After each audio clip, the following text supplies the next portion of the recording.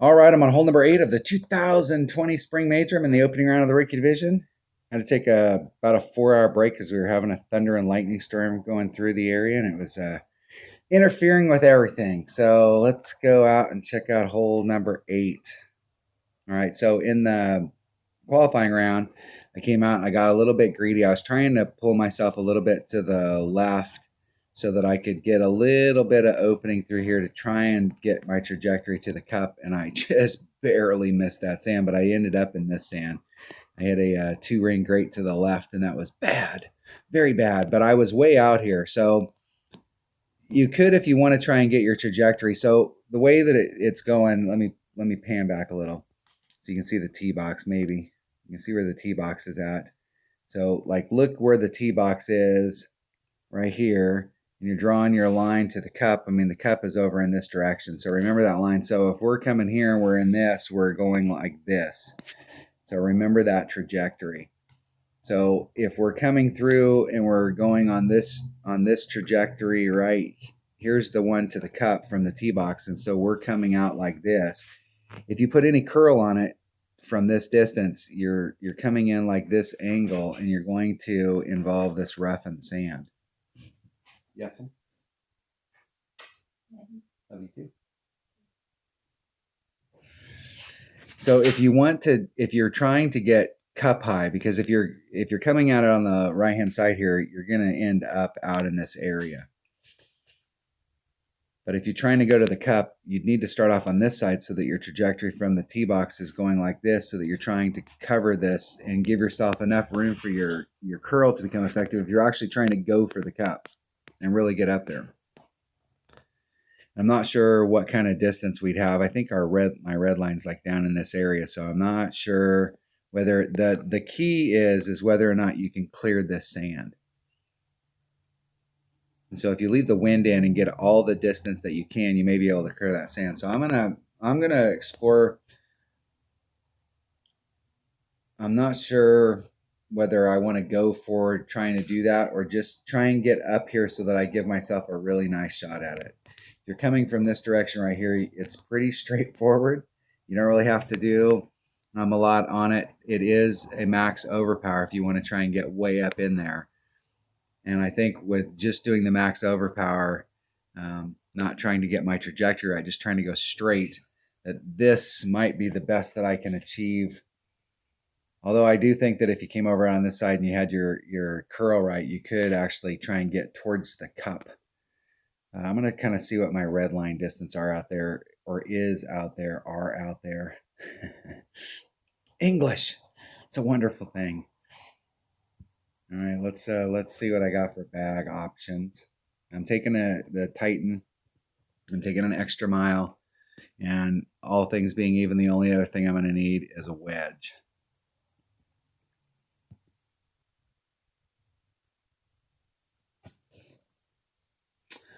And let's go for it and see what we got here. So I can get my calculator up. I don't think I'm doing any wind stuff here.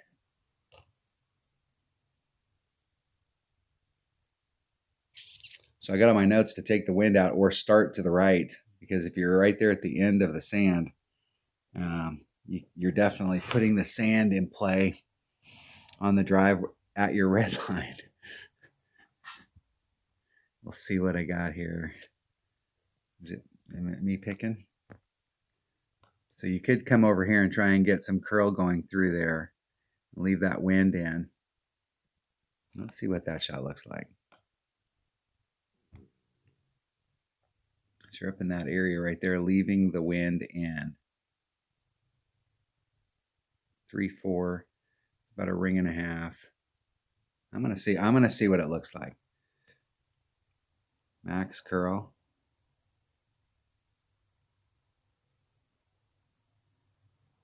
Isn't it perfect?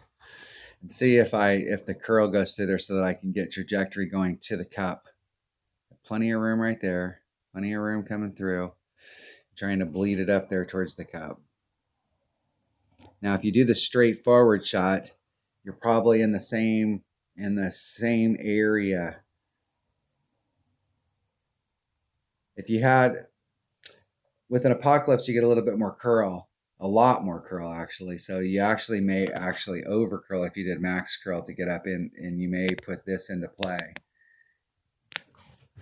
But that kind of range right there, and I think I might actually like the shot on the right, on the left-hand side better, because it's more open over here. It's a little bit wider fairway than it is on this side. I'll have to go back and watch that video and see, you know, if there's any areas where I was too close. But I think on that side over there, you may be able to catch a great to the left or the right. Everything's going to go to the right because you got right hand curl and right hand side spin on it.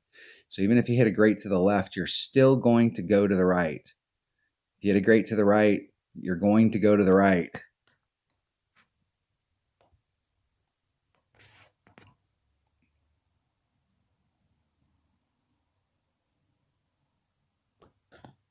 From this distance, wind may play a factor.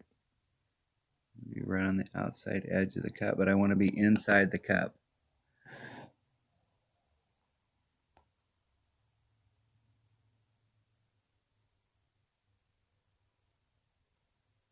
Oh, and I hit that 700 rings great to the right.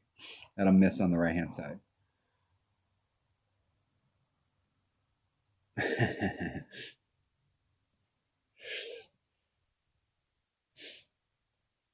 Just a bit outside. And so it was a 3-2 win.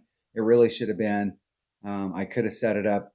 Usually the way I look at those shots is from the center of the pin, from the flagpole to the edge of the cup is 4 miles per hour.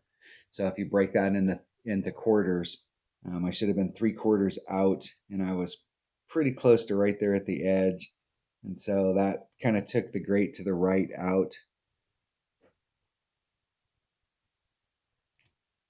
I had that same thing happen to me in this account in the qualifying round. I had that same kind of shot and missed it, just dinking around.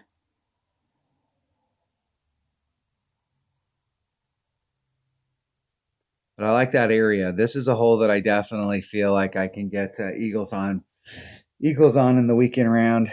I'm putting myself in the right spot.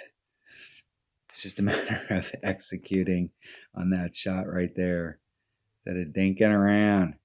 Now, I could come up there and put on like one backspin and put my club up, but at that point, I'm going to have to do a ring maneuver because I'm probably in mid club. So I probably have to do a ring maneuver. But if I stretch the top spin out and I can pull the ball guy closer to the spot where the ball is sitting on the ground, then wind is less and less and less of a factor. The angle that you're coming in out of there is is not my favorite kind of angle to hit it at. Ooh, they got lucky they hit that.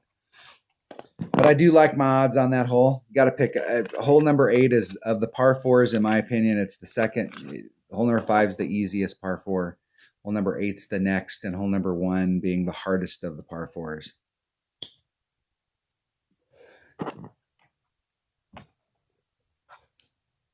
All right, I will forfeit. I will forfeit. No, have I got this hole down, or am I still working on wind adjustment? I think I'm still working on wind adjustment here.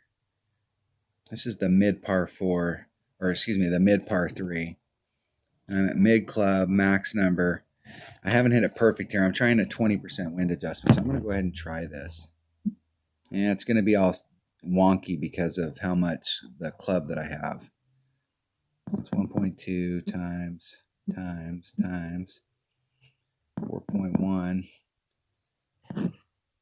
is 4.92 rings. Maybe a couple rings off of this transitional surface.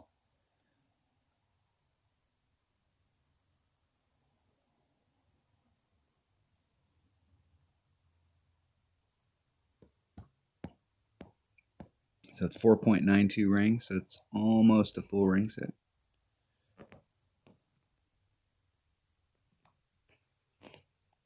I'm not sure I've hit it perfect into this cup all week. And I still haven't hit it perfect into the cup all week. But a great to the left there kind of gives me an idea. And very nice. Very close. I think the 20%'s right. Although I will say that when I hit it great to the right, one ring great to the right, and the wind was pushing me over a little bit because of that kind of wind, so it's hard to tell. But that 20% might be right. Maybe. Still have to hit a perfect in there and see if I can get a hole in one on that hole. That's the only hole in this tournament that I haven't hit a hole in one on this week. All right, that was hole number 8 of the 2020 Spring Major in the opening round of the rookie division. Thanks for watching.